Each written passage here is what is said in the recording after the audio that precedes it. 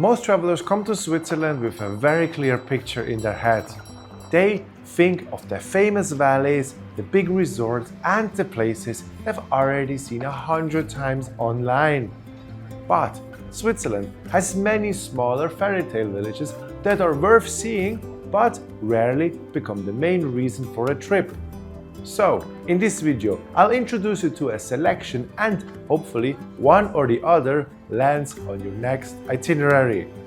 Welcome to Switzerland Insider. My name is Greg, I'm Swiss, and with me, you'll travel Switzerland properly.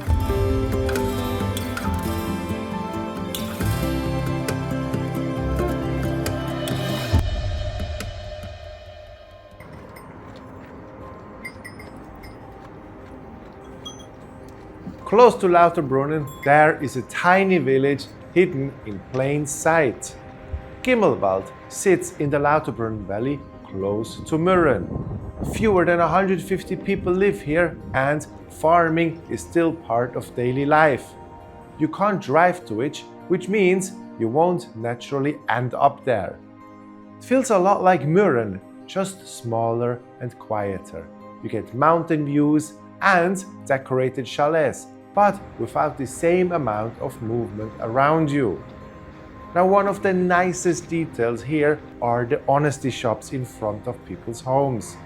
You can of course buy something, but just browsing is equally fun. Since the new direct cable car from Stechelberg to Mürren opened, many travelers no longer pass through Gimmelwald naturally.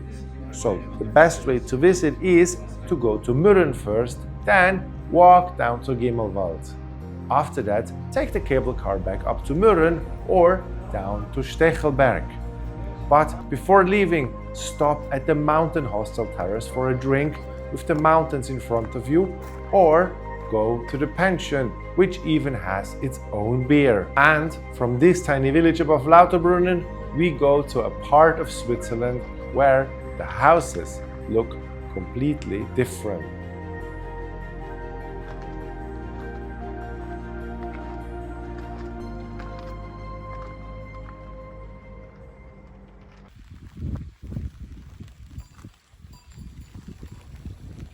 Guarda sits in the lower Engadin in the canton of Graubünden.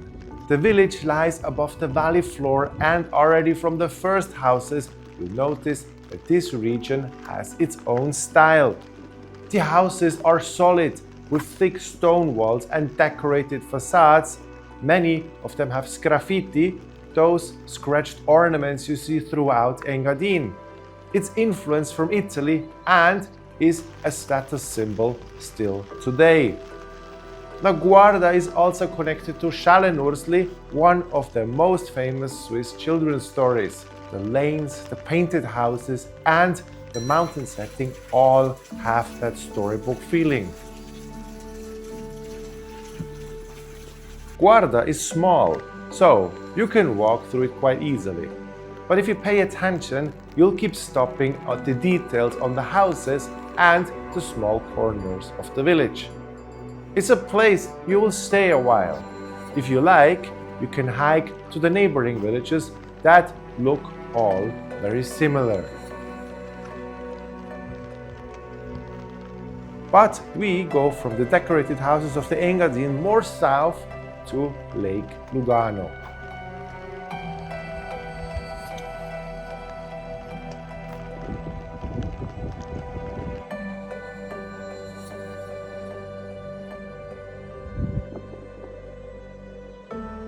This village in Switzerland feels much closer to Italy than to the Alps.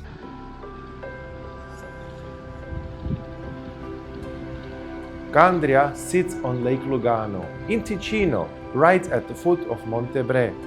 The village is built into the slope above the water, and the alleys feel almost like a small maze.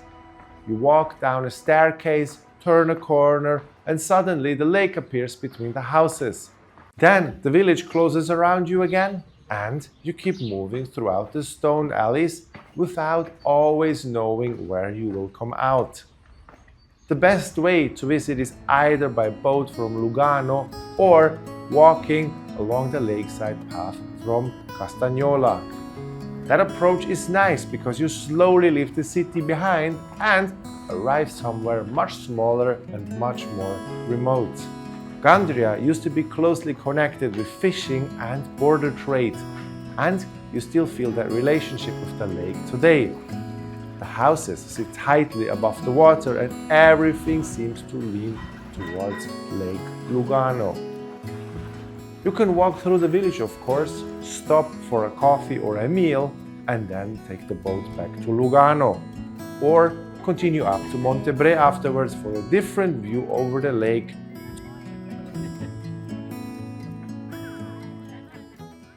Now, if you're just getting started planning your Switzerland trip, I've put together a free Switzerland planning starter pack for you. It includes 2 guides that help you understand the basics and choose the right train pass for your trip. You can download it for free at switzerlandinsider.com/start or linked below.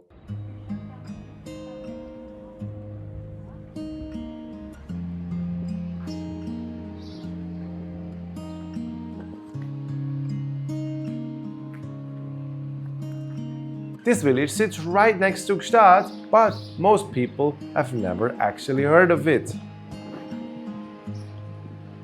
Rougemont lies in the canton of Vaud. Because Gstaad is so close, many travelers pass through this area with luxury hotels and winter holidays in mind. But Rougemont brings the region back to something more traditional. The village is known for its chalets, many of them with carved details. You can walk through the center, look at the houses, stop around the church and continue toward the surrounding countryside. What I like especially about it, that it fits if you're already traveling on the Golden Pass route or moving between Châteaudet and Gstaad.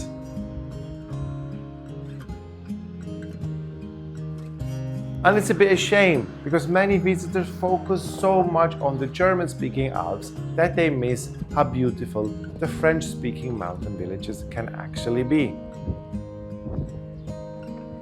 And for this reason, we stay in the French-speaking part of Switzerland, but the next village has a completely different face. I don't understand why many more people don't talk about Saint-Ursanne.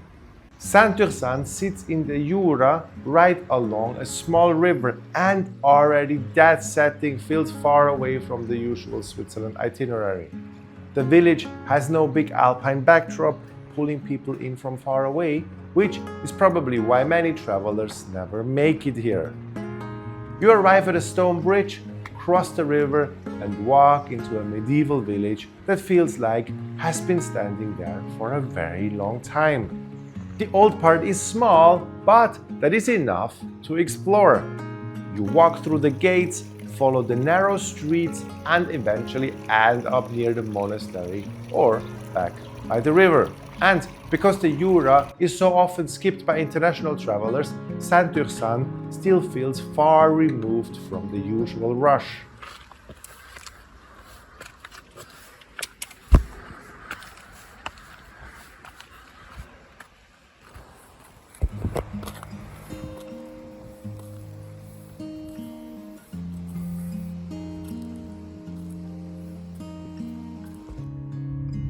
Now this village feels like Valais, but without the usual Matterhorn story.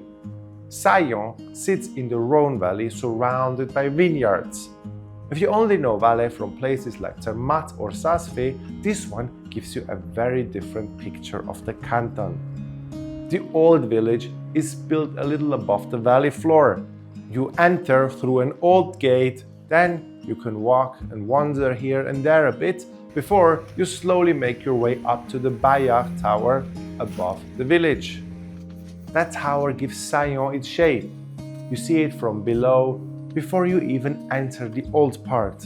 And once you walk up to it and onto it, the whole Rhone Valley opens around you.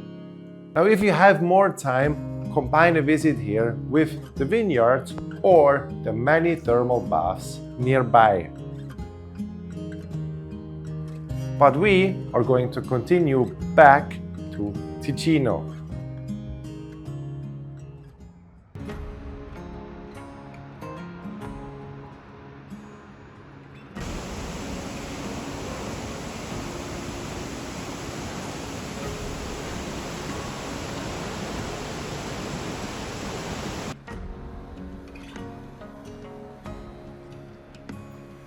This village looks almost unreal when you see it for the first time.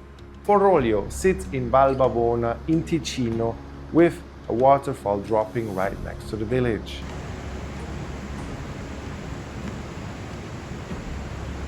The houses are made of stone and gathered closely together in a valley that feels much rougher than most places visitors associate with Switzerland. For a long time, life here was built around farming and survival. People used what the valley gave them, and you still see that today. The houses are simple, heavy, and made to last. That is the part I find interesting here. You see the waterfall and the stone houses, but you also get the feeling for how people used to live in a place where the environment was demanding every single day. Val Bavona has almost no infrastructure in the usual sense. There are no big shops here, there is no resort feeling, not even electricity. The whole valley still feels very removed from everyday Switzerland. Now if you visit, don't only take a quick photo of the waterfall, walk through the village, look at the stone houses and spend some time in the valley itself.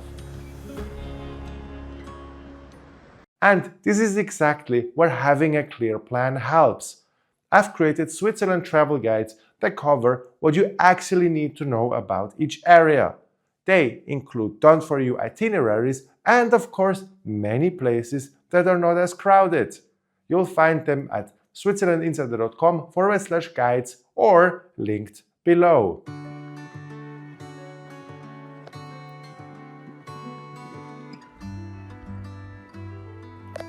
This village is one of the places you can pass through without realizing there is a story here.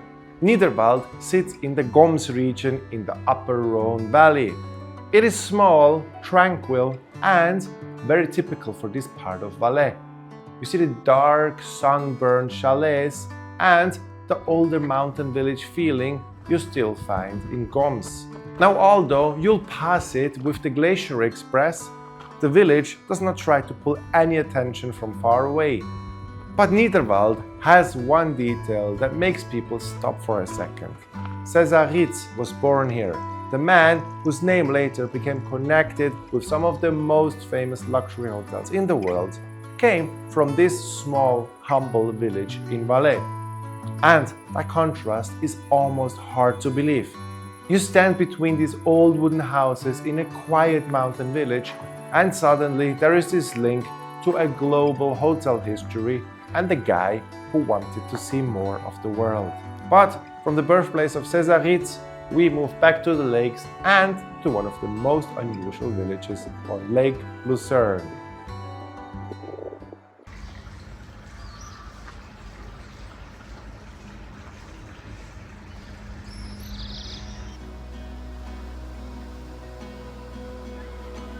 Most people know Lake Lucerne, but far fewer stop properly in Gersau.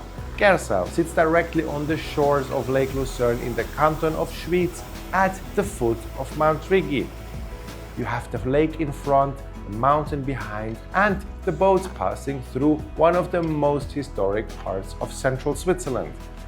At first, Gersau looks like a pleasant lakeside village, a waterfront, old houses, a church, and the calm Lake Lucerne feeling. But the village has a surprisingly independent past. For centuries, Gersau was its own small republic. It had its own council, its own court, and a level of independence that feels almost strange when you see how small the place actually is today. There is also another reason I like Gersau. From here, you can use a much less known cable car up towards Rigi Burgeist. Now, most people reach Rigi from places like Witznau, Weggis or Artgoldau, But Gersau gives you an underrated way up to another side of one of Switzerland's most popular mountains.